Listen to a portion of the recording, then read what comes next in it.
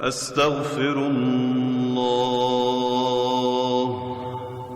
استغفر الله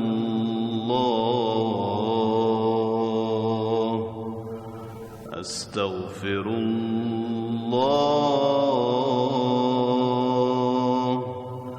استغفر الله تعالى ربي من كل ذنب وأتوب إليه.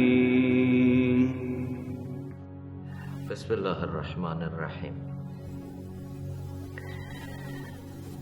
یکی از اون چیزهایی که بسیار اهم و ضروری و بنیادین هست اینه که ما بپذیریم کثیر الخطا هستیم و خطاهای ما گاهی اوقات خطاهایی است که ما میتونیم اونا رو احساس بکنیم، ببینیم، لمس بکنیم و متوجه بدی اونها بشیم و گاهی اوقات این خطاها طوری هست که شاید در نزد ما این خطاها کوچک جلوه بکنه اما اونها پیش الله تعالی بزرگ هست. خطاهایی که انسان میتونه در اعمال ظاهری خودش انجام بده، خطاهایی که انسان میتونه با قلب خودش و در ضمیر و عالم درون خودش انجام بده. با توجه به این همه خطایی که در این انسان احتمال او وجود داره، لازمه که انسان استغفار زیاد کنه. دو چیزه، یکی هست استکبار و یکی هست استغفار. استکبار مسیر ابلیس هست. ابلیس بعد از این که طاعت کرد، عبادت کرد، بندگی الله تعالی رو کرد، احساس کرد که میتونه مستکبر باشه. یکی هست تکبر، یکی هست استکبار. تکبر یک وقتی هست که انسان چیزی برای غرور و چیزی برای تکبر در وجود خودش دارد و تکبر میکنه، این متکبره. گاهی وقت هست که طرف چیزی برای تکبر نداره اما در این حال متکبر هم هست. این شخص رو میگن مستکبر، یعنی با وجود نداشتن چیزی برای تکبر باز هم تکبر میکنه. ابلیس از این دسته افراد. مسیر انبیاء علیه السلام مسیر دیگری بود. اون مسیر این بود که اونها با وجود طاعت، با وجود بندگی، با وجود خدمت دین، باز هم میدونستن که نسبت به ذاتی که لا محدوده و ذاتی که هیچ کس با هیچ بندگی نمیتونه حق عظمت و بزرگی و کبریایی او رو به جا بیاره، اونها بعد از طاعت، بعد از عبادت و حتی بعد از خدمت دین استغفار میکردن، چون میفهمیدن این طاعت ما نسبت به درگاه با عظمت الله تعالی هر چقدر هم عبادت به ظاهر کاملی باشه اما در مقابل ذات عظیم الله تعالی ناقص. برای همینه که نبی ما در روز با وجود عصمت 70 مرتبه، بیش از 70 مرتبه استغفار میکردن و در هر مجلسی کلمات استغفار بر زبان نبی ما جاری بود. نبی ما نماز میخواد و بعد از نماز 3 مرتبه استغفار میکرد. انسان وقتی استغفار میکنه مسیر ابلیس رو بر خودش میبنده. ببینید بعد از این که من طاعت کردم، عبادت کردم، خدمت دین کردم، بعد شروع به استغفار میکنم، اینجا ابلیس خودش میفهمه که این بنده بعد از طاعت داره استغفار میکنه، بعد از بندگی و خدمت دین داره استغفار میکنه. اگر من این رو به گناه گرفتار کنم، اون موقع این چه ها خواهد کرد؟ با اشکش، با آهش، با ربناش، با انابتش، با توبهش، با استغفارش، اون موقع چه ها خواهد کرد؟ لذا ابلیس از این فرد ناامید میشه، فردی که دائما بر زبان او کلمات استغفار جاریه. بنده همان به که ز تقصیر خیش روی به درگاه خدا آورد، ورنه سزاوار خداوندیش کس نتواند که به جای آورد. حقیقت امر اینه که هیچ نبی و هیچ ولی نمیتونه با طاعت و عبادت خودش حق عظمت الله تعالی رو به جا بیاره. لذا همونطور که قرآن میگه الذین یؤتون ما آتوا و قلوبهم وجله، باید انسان عمل بکنه خوب اما با قلبی ترسان.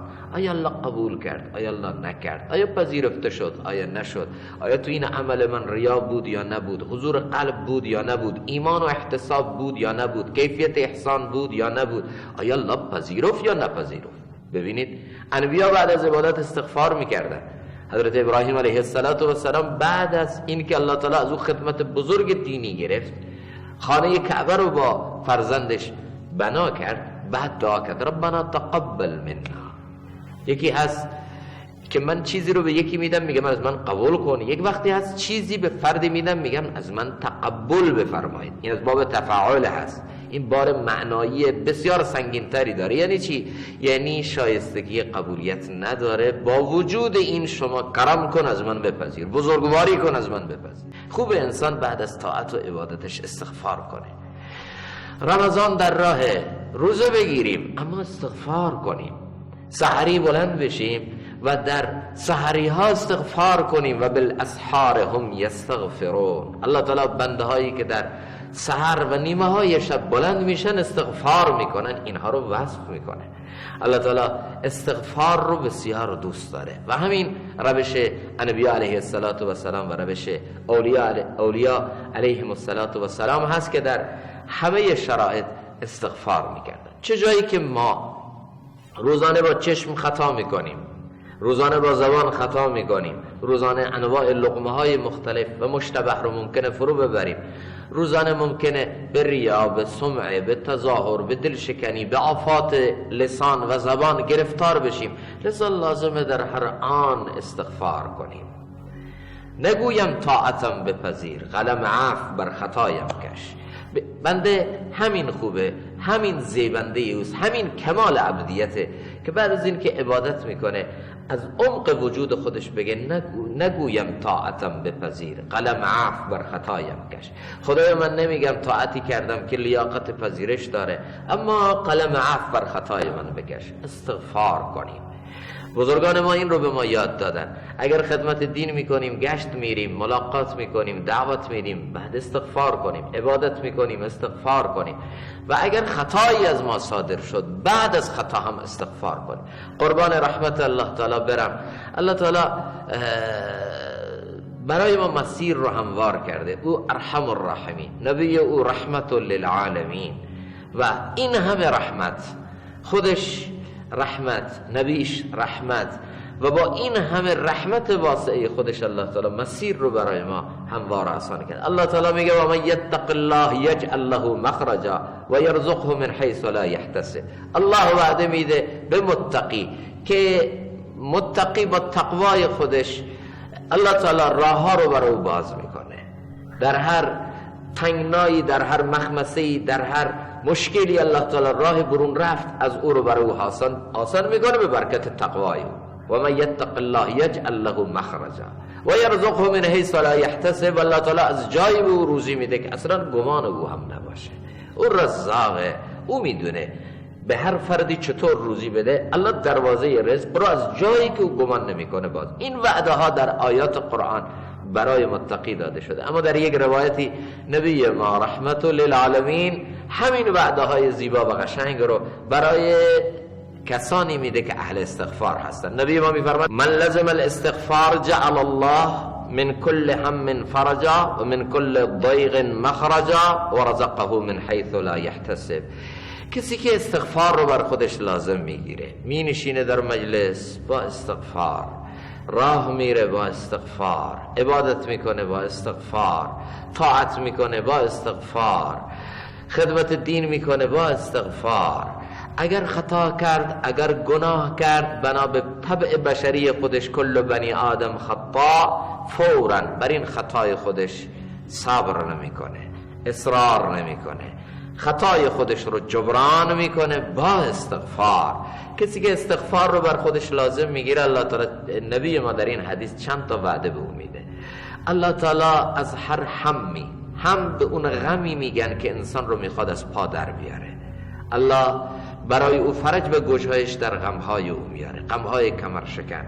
دوم، الله تعالی برای او به برکت این استغفاری که او بر خودش لازم گرفته، الله تعالی راه برون رفته از همه تنگی ها و مشکلات و مخمسه ها رو برای او باز میکنه و الله تعالی از جایی به او روزی میده که گمان او نباشه.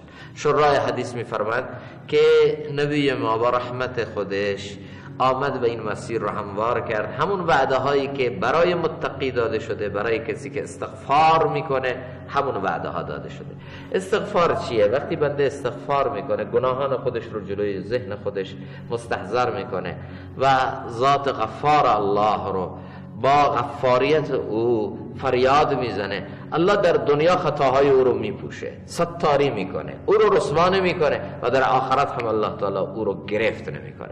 لذا تقاضای کمال عبدیت و کمال بندگی اینه که ما استغفار زیاد کنیم. سعی کنیم که دائما زبان ما تر و تازه باشه با استغفار و با این استغفار خودمون به ذات احدیت الله عاجزی خودمون رو، ضعف خودمون رو، ناتوانی خودمون رو نشون بدیم و بعد از طرف الله تعالی گشایشی در همه امور هم به دست بیاریم. مولانا هم در مثنوی قطعه شعری داره، میگه غم چو بینی تو استغفار کن، غم به امر خالق آمد کار کن. غم ها وقتی به ما رو میاره خودمون رو با این اسباب علل ظاهری و جزئی مشغول نکنیم، بلکه بیایم با اون علت العلل و با اون مسبب الاسباب و با اون کننده واقعی، اونی که انه هو اضحک و ابکا، شادی ها و غم ها رو او مقدر میکنه، او میاره در اثر اعمال ما، با او صلح کنیم، استغفار کنیم. غم چو بینی تو استغفار کن، غم به امر خالق آمد کار کن. بزرگان ما میفرمان سعی کنید اکثر اوقات به استغفار باشیم، خصوصا صبح و شب. صبح 100 مرتبه استغفار، شب 100 مرتبه استغفار و قبل از خوابیدن با خودمون مرور کنیم امروز من چطور گذشت، از صبح تا الان من چطور، محاسبه کنیم و خودمون یقه خودمون رو بگیریم. خطاهای من از صبح چه بوده؟ با این زبان من چه خطاها کردم؟ با این چشم من چه خطاها کردم؟ آیا خشم نابجا داشتم؟ آیا حسد داشتم؟ آیا با زبانم دل کسی رو شکستم، غیبت کردم، فلان کردم؟ گناه ها رو پایان شب با خودمون یک مرور بکنیم، بعد شروع به استغفار کنیم. مقداری استغفار کنیم، بخوابیم تا پرونده اعمال روز و شب ما بسته بشه با استغفار، خصوصا در این ماه مبارک رمضان که ماه مغفرت گناهان است.